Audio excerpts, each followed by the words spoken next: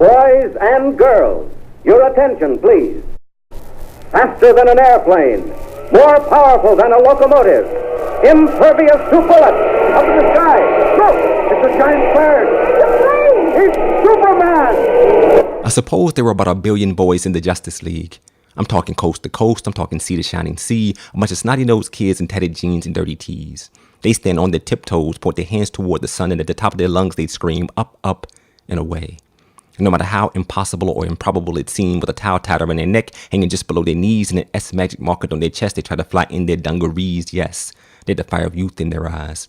They swore they'd always tell the truth, save the damsel in distress and the world from its demise. Yes, they had the kind of imagination that innovation and creation demand. They were all in the Justice League, and they all truly believed they'd grow up one day to be a Superman. And 20 years later, many sit, dutiful, dressed to impress, every day in their cubicles, depressed, staring at screens with youthful dreams they never dare admit. I confess, out of 1 billion, I've seen at least 200 million boys, no less, that have become men and let time cover up the S on their chest. Stressed because they've been forced to forget that they are the sons of Jor-El, that they are really Kal-El. They forget they had plans to be Superman. And there they stand on the northbound platform, or stuck in the morning drive, rushing off to their 9 to 5, thinking that's that for them. These supermen think the pinstripes in their suits are iron bars they can't bend as they sit at their desks filling out tax forms. Faster than a speeding bullet and swift as the wind, they quickly discover that the rat race is one not even Superman can win.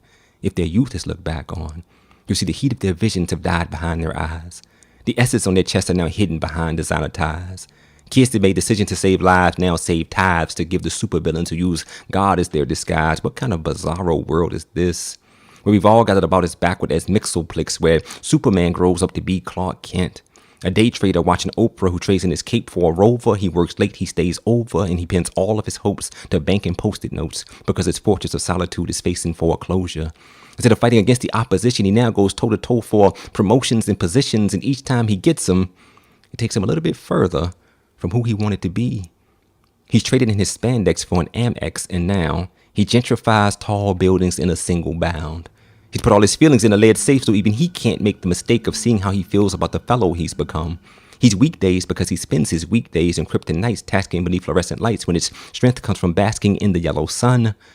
By the time he's 41, he will have forgotten he ever wanted to fly. By 45, he will have taken a position as a politician and forgotten he never wanted to lie.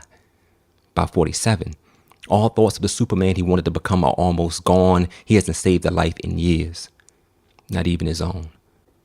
And one night on the way home, he'll see some of his Justice League peers, their S's emblazoned clear and true.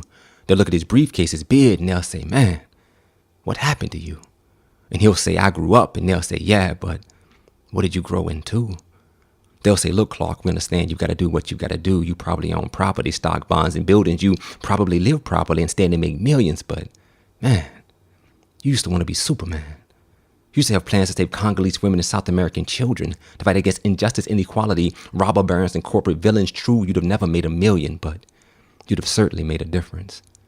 And I say to each of you Clark Kents hearing this, I know there is no phone booth that will allow you to change back into your youth, no broom closet to deposit this facade you bought into and re-emerge a god, but you must try as hard as you might to reignite the fire that has died in your spirit, heart, and eyes. Forget the script and the lies. Look into your mind and find the Superman inside, because Kent is a distraction and a disguise. So leave yesterday's glasses and briefcase behind. Tie your suit jacket around your neck. Use the pen you used to sign your check to write an S on your chest now. Climb onto your desk and point your hands toward the sky, because you just may fly today.